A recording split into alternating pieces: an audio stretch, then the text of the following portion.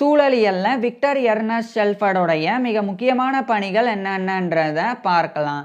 Victor Ernst ஷெல்ஃபர்ட் அமெரிக்காவை சேர்ந்த ஒரு விலங்கியல் நிபுணர் மற்றும் விலங்கு சூழலியலாளர். இவர் 1877 செப்டம்பர் 22 அன்னைக்கு யுனைடெட் ஸ்டேட்ஸில் இருக்கிற நியூயார்க்கோடைய சீமங் கவுண்டியில் இருக்கிற சீமங்கில் பிறந்தாங்க. இவர் 1907ஆம் ஆண்டு அந்த யுனைடெட் ஸ்டேட்ஸில் இருக்கிற இல்லினோயோடைய சிகாகோவில் இருக்கிற யூனிவர்சிட்டி ஆஃப் சிகாகோவில் இருந்து பிஹெச்டி இன் ஜுவாலஜி, அதாவது விலங்கியலில் முனைவர் பட்டம் பெற்றாங்க. அதை தொடர்ந்து இவர் இகாலஜின்ற சூழலியலில் ஆய்வு பணிகளை தொடங்கினாங்க. அதாவது உயிரினங்களையும் உயிரினங்கள் சார்ந்த சூழல்களையும் சேர்த்து படிக்கிறது தான் இகாலஜின்ற சூழலியல். அதில் இவர் ஆய்வு பணிகளை தொடங்கினாங்க. அந்த காலத்திலலாம் ஒரு உயிரினத்தை ஆய்வு செய்யணும் அப்படின்னா அந்த குறிப்பிட்ட உயிரினத்தினுடைய உணவு பழக்க வழக்கம் எப்படி இருக்குது, அது எந்த மாதிரியான வாழ்விடத்தில் வாழும், அந்த உயிரினத்தினுடைய வளர்ச்சி விகிதம் என்ன, அது எந்த அளவுக்கு வளரும், அதனுடைய நிறம் என்ன, அதனுடைய இனப்பெருக்க தன்மை என்ன, இது மாதிரி அந்த குறிப்பிட்ட உயிரினத்தை பற்றி மட்டும்தான் ஆய்வு செய்வாங்க. புரிகிற மாதிரி சொல்லணும்னா, இப்போ ஒரு மான் இருக்குது அப்படின்னா அந்த மான் வந்து புல்லை சாப்பிடும், அந்த மான் வந்து இப்படி இனப்பெருக்கம் பண்ணும், அது இந்த மாதிரியான வாழ்விடத்தில் வாழும், அதுக்கு இந்த ஆபத்துகள் எல்லாம் இருக்குது, அதனுடைய உடல்நிலை வந்து இந்த மாதிரி வந்து இருக்கும் அப்படின்னு சொல்லி ஒட்டுமொத்தமாக அந்த மானை பற்றி மட்டும் வந்து ஆய்வு செய்வாங்க. இந்த மாதிரி நேச்சுரல் ஹிஸ்ட்ரியாக ஒவ்வொரு உயிரினத்தினுடைய ஆய்வுகள் வந்து இப்படி நடத்தப்பட்டது. அதே மாதிரி தான் ஒரு தாவரம் இருக்குன்னா அந்த தாவரம் வந்து இந்த மாதிரியான மண்ணில் வந்து வளரும், அதுக்கு இவ்வளோ தண்ணி தேவை, இவ்வளோ சூரிய ஒளி தேவை அப்படின்னு சொல்லி ஒட்டுமொத்தமாக அந்த ஒரு தாவரத்தை பற்றி மட்டும் ஆய்வு செய்வாங்க.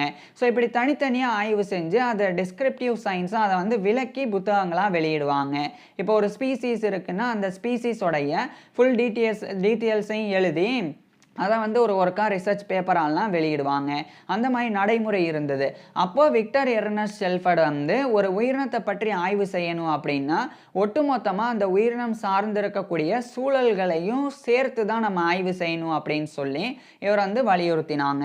இப்போ உதாரணத்துக்கு இப்போ மழைக்கும் புலிக்கும் தொடர்பு இருக்கா, அதாவது மழை பெய்யறதுக்கும் புலிக்கும் தொடர்பு இருக்கா அப்படின்னா கண்டிப்பாக இருக்குது. எப்படின்னா இப்போ நான் லிவிங் என்வாயர்மெண்ட்டுக்கும் அதே மாதிரி லிவிங் ஆர்கனிசம்ஸுக்கும் ஒன்றை ஒன்று தொடர்பு இருக்குது, அது ஒன்றை ஒன்று பின்னி பிணைஞ்சு தான் இந்த உலகத்தில் இருக்குது அப்படின்னு சொல்லி விக்டர் எர்னஸ்ட் ஷெல்ஃபர்ட் வந்து சொல்லியிருந்தாங்க. புரிகிற மாதிரி சொல்லணும்னா இப்போ மழை அப்படின்றது வந்து உயிரற்றது. அந்த மழை வந்து பேஞ்ச பிறகு அந்த நீரை பயன்படுத்தி நல்லா புற்கள் வளரும். நல்லா புற்கள் வளர்ந்தால் அதை மேய்கிறதுக்கு நிறைய மான்கள் இருக்கும். மான்களுக்கு நிறைய புற்கள் கிடைச்சா அது இன்னும் நிறைய இனப்பெருக்கம் பண்ணி இன்னும் நிறைய மான்கள் வந்து வளரும். அதுக்கப்புறமா மான்கள் நிறைய இருந்தால் அதை வேட்டையாடுறதுக்கு புலிகளும் வந்து வரும், புலிகளுக்கும் நிறைய உணவு கிடைக்கும், அப்போ புலிகளினுடைய இனமும் வந்து பெருகும். இப்போ மழை பெய்கிறது தான் புலிகளினுடைய எண்ணிக்கை பெருகிறதுக்கே காரணம். இப்போ மழை பெய்யலைன்னா புலிகளினுடைய எண்ணிக்கை பெருகாது. ஏன்னா மழை பெய்யாமல் போச்சு அப்படின்னா அப்போ புற்களுடைய வளர்ச்சியும் அந்த அளவுக்கு இருக்காது. புற்கள் வந்து கம்மியாக இருந்ததுன்னா அதுக்கேற்ற மாதிரி மான்களினுடைய எண்ணிக்கையும் குறையும். மான்களினுடைய எண்ணிக்கை குறைஞ்சா உணவு கிடைக்காம புலிகளினுடைய எண்ணிக்கையும் குறையும். ஸோ இப்படி ஒன்றை ஒன்று தொடர்பு கொண்டிருக்கு. அதுவும் குறிப்பாக சொல்லப்போனால் உயிரற்றதும் உயிருள்ளதும் தொடர்பு கொண்டு ஒன்றை ஒன்று பிணைந்து இந்த உலகத்தில் இருக்குது அப்படின்னு இயற்கையினுடைய அற்புதத்தை விக்டர் எர்னஸ்ட் ஷெல்ஃபர்ட் வந்து விளக்கினாங்க. ஸோ இதுதான் வந்து கான்செப்ட் ஆஃப் பயோட்டா அப்படின்றது. அதே மாதிரி கம்யூனிட்டிஸ் அப்படின்னும் வந்து கான்செப்ட் ஆஃப் கம்யூனிட்டிஸ் அப்படின்னும் சொல்லப்படும். இப்போ இதை இவர் வந்து விளக்கினாங்க. அதுக்கப்புறமா லா ஆஃப் டாலரன்ஸ் அப்படின்னு ஒரு முக்கியமான கான்செப்டையும் இவர் வந்து கொண்டு வந்தாங்க. லா ஆஃப் டாலரன்ஸ் அப்படின்னா இப்போ ஒரு குறிப்பிட்ட இடத்துல ஒரு மாதிரியான உயிரினங்கள் இருக்கும், இன்னும் சில குறிப்பிட்ட இடத்துல அப்படியே வேறு வகையான உயிரினங்கள் இருக்கும். புரிகிற மாதிரி சொல்லணும்னா நன்னீரில் இந்த ஆற்றுல ஏரியில் குளத்துலலாம் ஒரு வகையான மீன்கள் இருக்கும். இதுவே கடலில் பார்த்தா வேறு வகையான மீன்கள் இருக்கும். ஏன்னா கடல் சூழல் வேற, இந்த ஏரி குளம் ஆறு அவைகளினுடைய சூழல் வேற. இதெல்லாமே நன்னீராக இருக்கும், கடல் வந்து உப்பு நீராக இருக்கும். ஸோ அப்படி இருக்கும்போது உப்பு நீரில் வாழக்கூடிய மீன் வந்து அங்கே தான் இருக்கும், நன்னீரில் வாழக்கூடிய மீன் வந்து இங்கே தான் இருக்கும். ரெண்டுமே வந்து ஒன்றை ஒன்று பொருந்தாது. இப்போ கடல் மீனை கொண்டு வந்து நல்ல தண்ணியில் போட்டால் அது கொஞ்ச நாளில், அதாவது கொஞ்சம் நிமிடத்தில் கூட இறந்து போயிடும். இதுவே வந்து நன்னீரில் வாழக்கூடிய மீன் எடுத்து கடலில் போட்டால் அது கொஞ்ச நேரத்திலே இறந்து போயிடும். ஸோ இதெல்லாம் எதனால் இப்படி இருக்குது அப்படின்றத பற்றி இவர் வந்து விளக்கினாங்க. அதாவது குறிப்பிட்ட மீன் வகை ஏன் கடலில் இருக்குது, குறிப்பிட்ட மீன் வகை ஏன் இந்த மாரி நன்னீர்ல இருக்கு. ஆத்துல, ஏரியில, குளத்துல. அதே மாரி குறிப்பிட்ட இந்த மீன் மட்டும் இல்லாம ஒரு உயிரினத்தை எடுத்துக்கிட்டாலும், பாலைவனத்துல ஏன் ஒட்டகம்லாம் இருக்கு? அதுவே பனி பிரதேசங்கள்ல ஏன் போலார் கரடிகள் எல்லாம் இருக்கு? ஸோ அத பத்திலாம் கூட இவர் வந்து விளக்கினாங்க. அத விளக்குனது தான் லா ஆஃப் டாலரன்ஸ் அப்படின்றது. எப்படின்னா, இப்ப ஒரு உயிரினம் இருக்கு அப்படின்னா, அந்த உயிரினத்துக்கு எது சாதகமற்றதா இருக்கோ, எது அது வந்து வாழ்றதுக்கு ரொம்ப அவசியம், அது வந்து இல்லாம போதோ, அந்த நேரோயிஸ் ரேஞ்ச் ஆஃப் டாலரன்ஸ் தான் அந்த உயிரினம் அந்த குறிப்பிட்ட இடத்துல வாழ்றதுக்கு வழிவகுக்குது அப்படின்றத இவர் சொன்னாங்க.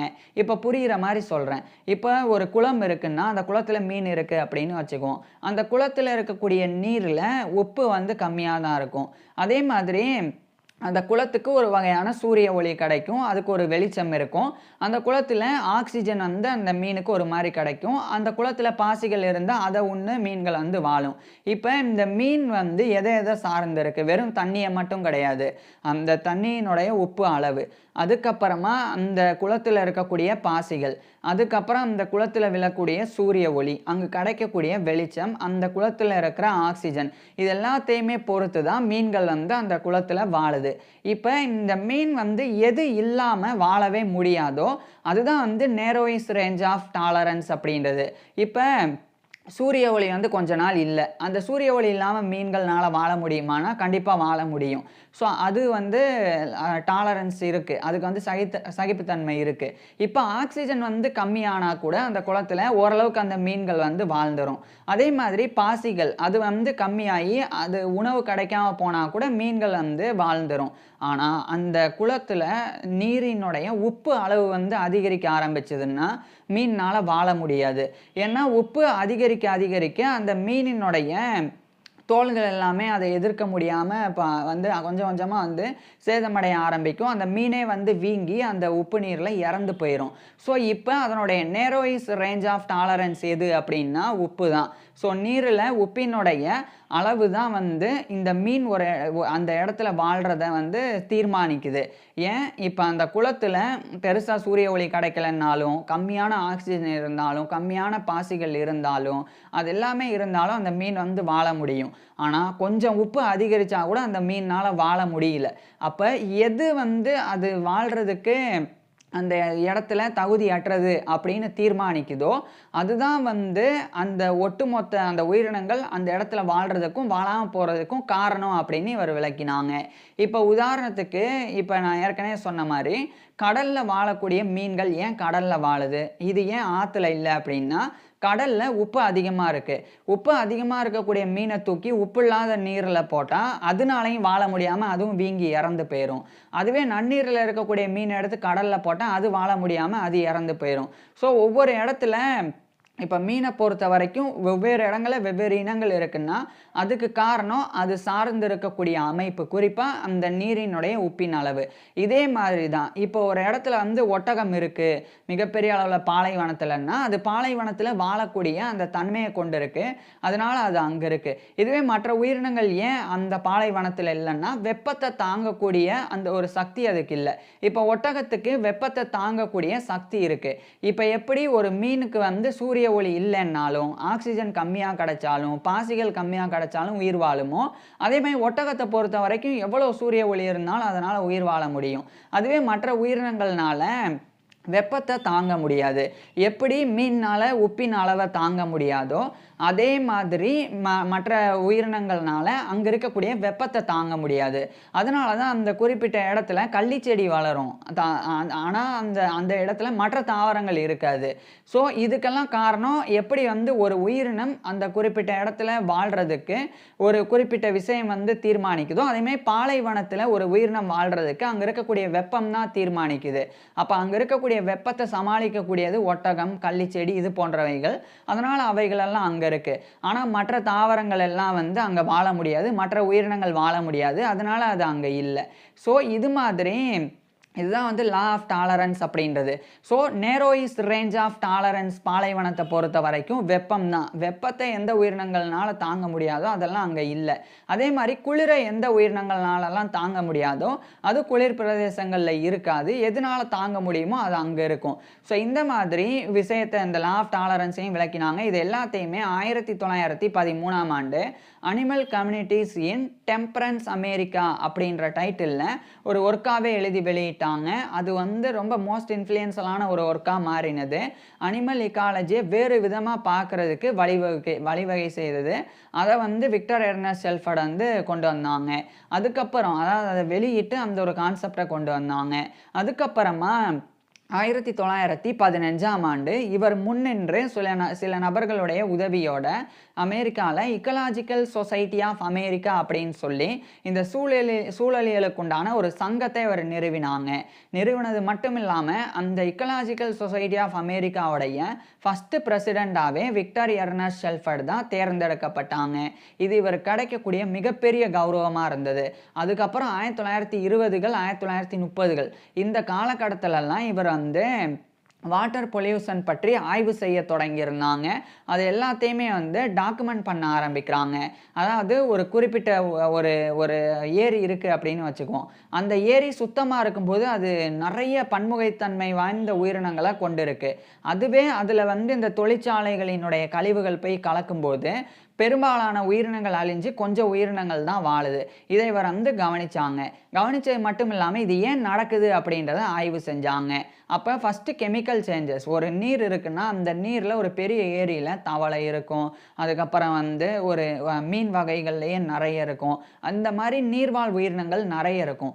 அப்படி இருக்கும்போது அந்த அக்வாட்டிக் எக்கோசிஸ்டமில் ஏதாவது ஒரு கழிவு வந்து கலக்கும்போது கெமிக்கல் சேஞ்சஸ் ஏற்படும். அந்த நீரினுடைய pH லெவல் மாறும், அதனுடைய தன்மையை மாறும். அப்போ நான் எப்படி வந்து ஒரு வகையான மீன்கள் வந்து உப்பு அதிகமாக இருந்தால் தாங்க முடியாது, இன்னொரு வகையான மீன்கள்னால உப்பு கம்மியாக இருந்தால் தாங்க முடியாது அப்படின்னு சொன்னேனோ, அதே மாதிரி அந்த குறிப்பிட்ட ஏரியில் வாழ்ந்த உயிரினங்கள் எல்லாமே அந்த சூழலை வந்து சமாளிக்கக்கூடிய தன்மையை கொண்டிருந்தனால அது வாழ்ந்துக்கிட்டே இருந்தது. அதுக்கேற்ற சூழலும் இருந்தது.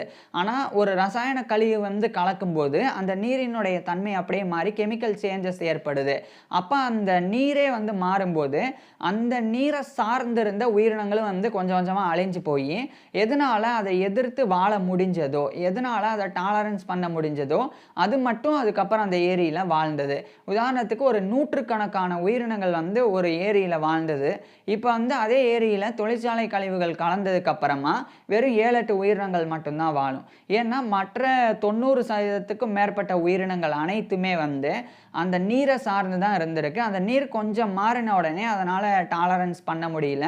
அதனுடைய நேரோயிஸ் ரேஞ்ச் வந்து ரொம்ப மாறிடுச்சு. அதனால் அது எல்லாமே அழிஞ்சு போயிருச்சு. மிச்சம் எல்லாம் ஓரளவுக்கு வாழும். ஸோ இப்போ இவர் என்ன சொன்னாங்கன்னா, இப்போ ஒரு ஏரியில் தொழிற்சாலை கழிவு கலக்கிறது அப்படின்றது அந்த நீர் மாசுபாடு மட்டும் கிடையாது, அந்த நீரை சார்ந்து இருக்கக்கூடிய அத்தனை உயிரினங்களும் வந்து பாதிக்கப்படுது அப்படின்றத இவர் வந்து வலியுறுத்தினாங்க. குறிப்பாக சொல்லப்போனால் அந்த நீரை சார்ந்து வேற எங்கேயோ இருந்து பறவைகள் எல்லாம் கூட வரும். ஆனால் இப்போ என்ன நடக்கும், இந்த மாதிரி தொழிற்சாலை கழிவுகள் எல்லாம் கலந்த பிறகு அந்த நீரை குடிக்க முடியாமல் பறவைகள் வேறு இடத்துக்கு போக ஆரம்பிக்கும். ஸோ கொஞ்சம் கொஞ்சமாக பறவைகள், மற்ற மீன்கள், தவளைகள் அப்படின்னு எல்லா உயிரினங்களும் வந்து அழிய ஆரம்பிக்கும். ஸோ அந்த இடத்துல இருக்கக்கூடிய அக்வாட்டிக் எக்கோசிஸ்டமே மாறிடும். ஸோ இந்த அபாயத்தை இவர் எடுத்து கூறி தொழிற்சாலை கழிவுகள் இந்த மாதிரி ஆற்றுல, ஏரியில், குளத்தில் கலக்கிறதெல்லாம் தடுக்கணும் அப்படின்னு சொல்லி போராடினாங்க. இதை வந்து ஆவணப்படுத்தினாங்க. இவர் செஞ்ச ஆய்வுகளெல்லாம் ஆவணப்படுத்தி ஆதாரப்பூர்வமாக காட்டினாங்க. இங்கே பாருங்கள், தொழிற்சாலை கழிவு கலக்கிறதுக்கு முன்னாடி பன்முகத்தன்மை வாய்ந்த நூற்றுக்கணக்கான உயிரினங்கள் இந்த இடத்துல வாழ்ந்துச்சு. இப்போ இந்த கழிவு கலந்த பிறகு அவ்வளோ உயிரினங்கள் இங்கே இல்லை, எல்லாமே அழிஞ்சு போச்சு அப்படின்னு சொல்லி ஒவ்வொன்றையா இவர் வந்து எடுத்து சொன்னாங்க. இப்படி இயற்கை சூழல் பாதுகாப்புக்கு போராட்டத்தை இவர் வந்து அந்த காலத்தில் தான் தொடங்கியிருந்தாங்க. இதுக்கிடையில் இவர் வந்து ஃப்ரெட்ரிக் எட்வர்ட் கிளமென்ஸ் அப்படின்ற அமெரிக்காவை சேர்ந்த ஒரு பிளான்ட் இக்காலஜிஸ்ட், தாவர சூழலியலாளர், அவர் கூட இணைஞ்சு 1939ஆம் ஆண்டு the bio ecology of North America அப்படின்ற டைட்டிலில் ஒரு புக்கை வந்து வெளியிட்டாங்க. இந்த புக்கில் மிக முக்கியமான விஷயங்களை இவங்க 2 பேரும் பண்ணியிருந்தாங்க. என்னன்றதை சொல்கிறேன். ஃப்ரெட்ரிக் எட்வர்ட் கிளமென்ஸ் அவர் வந்து பிளான்ட் சக்சஷன் பற்றி இதில் ஆய்வு செஞ்சுருந்தாங்க. பிளான்ட் சக்சஷன் அப்படின்னா, இப்போ ஒரு குறிப்பிட்ட இடத்துல பாறை இருக்குது அப்படின்னா, அந்த பாறையில் ஃபஸ்ட்டு வந்து பெரிய பாறை இருக்குதுன்னு வச்சுக்குவோம். பெரிய பாறை சார்ந்த நிலப்பகுதி. அந்த பாறை சார்ந்த நிலப்பகுதியில் ஃபஸ்ட்டு வந்து பாறை எந்த மாதிரியான தாவரங்களை அனுமதிக்கும்னா, அந்த பாறையில் வந்து எங்கேயோ இருந்து பறந்து வரக்கூடிய வித்துக்கள்லாம் விழுந்து ஆரம்பத்தில் பாசிகள் வந்து படரும், பூஞ்சைகள் எல்லாம் வளரும்.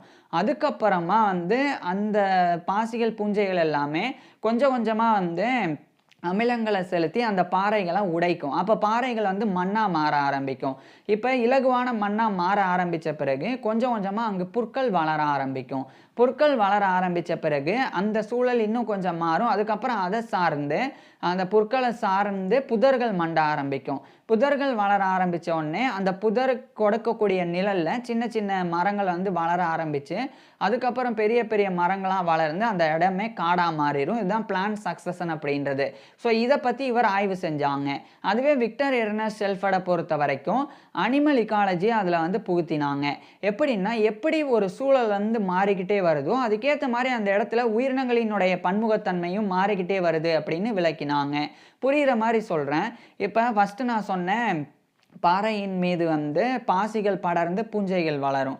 அதுக்கேற்ற மாதிரியே ஆரம்பத்தில் அங்கே வந்து அந்த சூழலுக்கு வாழக்கூடியது பாசிகள், அந்த மாதிரி இடத்துல வாழக்கூடியது எதுன்னா சிலந்திகள், அதுக்கப்புறம் வந்து நத்தைகள், இது போன்ற உயிரினங்கள் கொஞ்சம் கொஞ்சமாக அங்கே வர ஆரம்பிக்கும்.